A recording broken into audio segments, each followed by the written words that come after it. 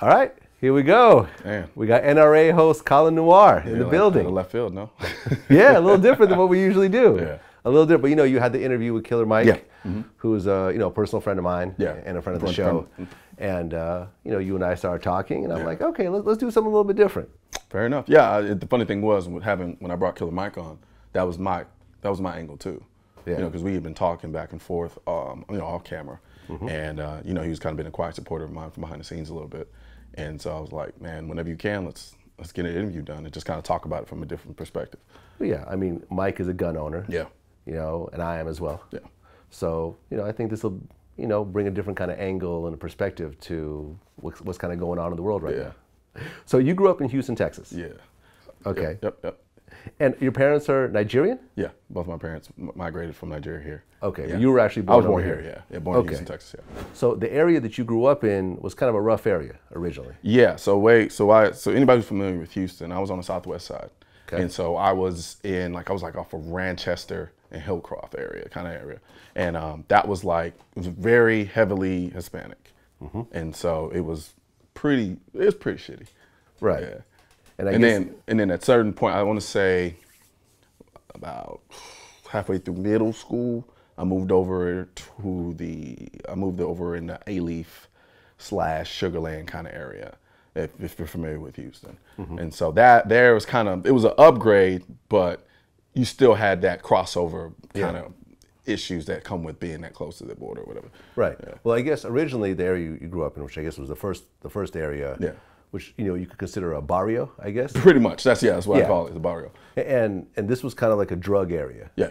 Yeah. Yeah. And at the time, I was a little bit younger, so a lot of things kind of didn't really click until one day I'm sitting at home, my mom's at work, and the police knocks on the door, and he's like, have you seen such and? I didn't know my next door neighbors were literally running a dope house, so it was kind of just a straight trap house. Yeah, and the thing is, I didn't know because sometimes I'll be out there playing with my basketball and shit like that, and he'd come over, hang out with me, talk to me a little bit, and then I remember they used to call me Little Negrito. Yeah, right. So a little black guy, basically. Yeah, basically, because we had the little makeshift basketball hoop, and I was pretty good, and all the gang, and they were all gang members, and they all left me alone because it was like he's gonna go play basketball. You know what I'm saying? So it was all good, but okay. Did you ever get caught up in any of that stuff at all? Not at all. Nah. Was that because your parents were kind of? I'm pretty sure that was my mom really my parents. I never grew up with my parents together, so it was just me and my mom, and she was pretty strict. She was pretty strict in the sense of she kind of browbeating into my head, stay away from drugs, stay away from gangs. She did the best she could, as I'm pretty sure a lot of mothers do. Yeah. For whatever reason, I listened. You know what I mean?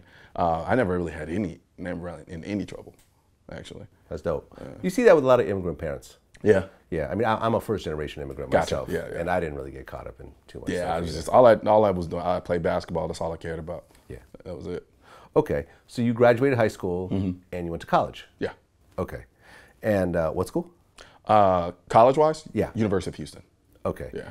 And what did you study over there?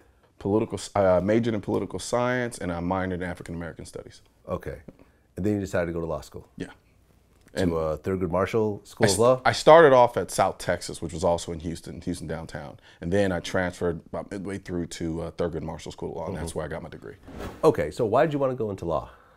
So when I was in undergrad, initially I started out pre-med, and then I realized I hated that shit.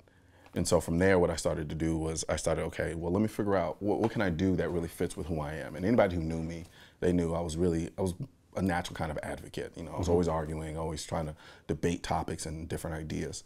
And so I remember I was driving down 59 one day because I think I was like a junior, or not a junior, like a sophomore, right? So all the kind of prerequisite classes are out of the way. And so I'm like, all right, what am I really gonna do? Because I can't. So it kind of just hit me. Just go to law school. And I remember the first thing I did was called up my mom's boyfriend at the time, who was a lawyer. Called him up, and I'm like, hey, you mind if I stop by the office? I just want to pick your brain about some stuff, and then the rest was history. Okay. Yeah. And I guess after law school, you took the bar, but you didn't pass. No, I didn't. First time I took the bar, didn't pass. Second time I took the bar, didn't pass. And then took it again, and then finally passed. Finally passed. Yeah.